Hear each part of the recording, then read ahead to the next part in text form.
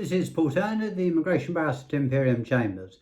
Thank you for clicking on my channel. Please subscribe, and if you have an immigration problem or you want some advice, please get in touch. Today I'm going to be asking the question, is Priti Patel's new plan for immigration and the new borders bill dead in the water even before it comes into force? It seems so, as the controversial new borders bill breaches international and domestic law apparently in at least 10 different ways.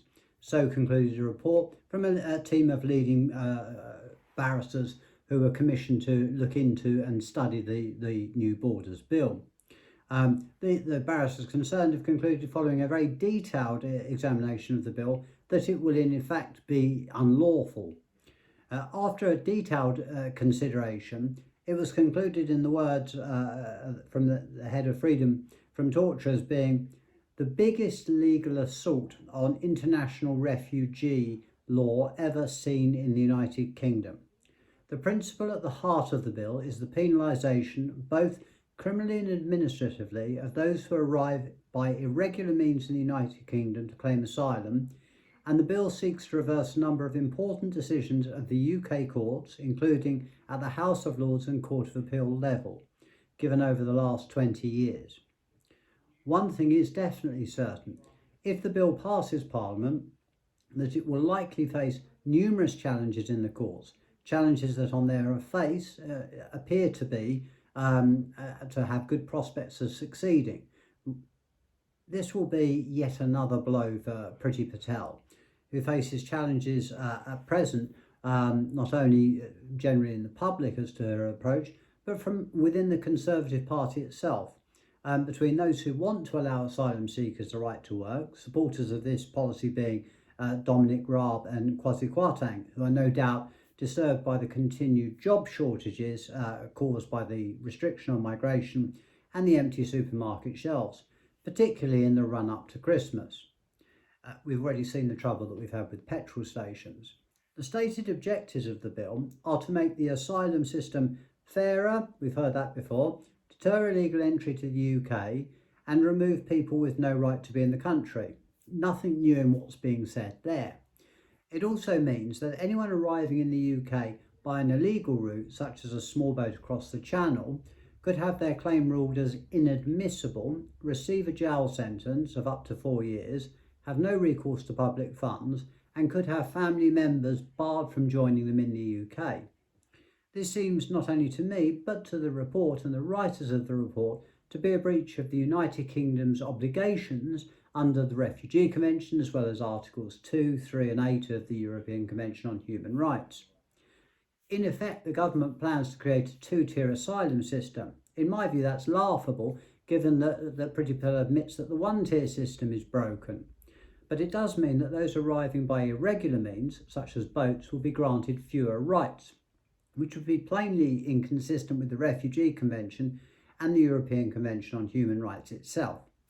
The government counters this by saying that refugees should use safe legal routes. Now that's something that I would support, and it sounds really good. Only problem is that there is no such thing as being able to apply for a refugee visa. There aren't refugee sort of centres you can go to in all the countries around the world. So as to the idea of exiling asylum seekers to some offshore island or camp, this is also arguably going to breach the European Convention of Human Rights and also the Refugee Convention itself. As to attempting to reintroduce a fast-track system for dealing with cases, this is potentially unlawful, as again it will arguably breach the ECHR yet again. Steve Cranshaw, the policy director from Freedom from Torture, said that the bill showed that the government seemed not to care that they were riding roughshod over international obligations. In fact, he goes further.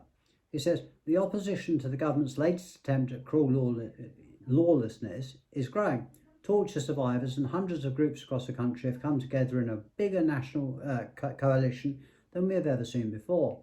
We need to ensure that humanity and international law can still triumph, something I would definitely agree with. One thing is certainly clear. If this new immigration bill is passed, it is going to lead to yet more confusion, more delay, more litigation, and appears not to fix the broken asylum process, but to render it illegal and in practice unworkable, and cause yet more problems and more delay and more frustration for the most vulnerable people, the people that it's supposed to be providing a fairer service to. It appears that the Priti Patel is intent on, as I say, riding roughshod over the UK's international obligations as well as domestic law. I recall that there was an attempt at one point to deny, I think, asylum seekers or people that were in the country any means of support. That was found to be a breach of Article 3. They didn't stop the government trying to do it again several years later, and again the same judge ruled that that was a breach again of the individual's human rights. So the courts are willing and have shown themselves willing to intervene on behalf of migrants' rights. So this bill itself could prove to be an enormous bear trap, as it were, for Priti Patel, given the amount of problems it's going to cause for her. Because in my experience, and not only my experience, but in the opinion of very leading barristers, it appears that the actual bill itself is going to introduce a whole raft of what are illegal measures, which is, as I say, only going to lead to litigation and probably only going to lead to yet more humiliation for Priti Patel.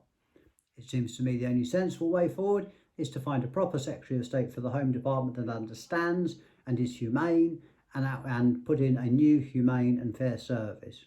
I hope you've enjoyed watching this video. It's talked a bit more about procedure and law, but I think it's important given where we're at and given the fact that the government seems to be intent on pressing ahead with what is clearly, in my view, a very dodgy piece of legislation indeed. Thank you very much for watching. Please stay safe during these dangerous times. This is Paul Turner, the Immigration Barrister at Imperium Chambers.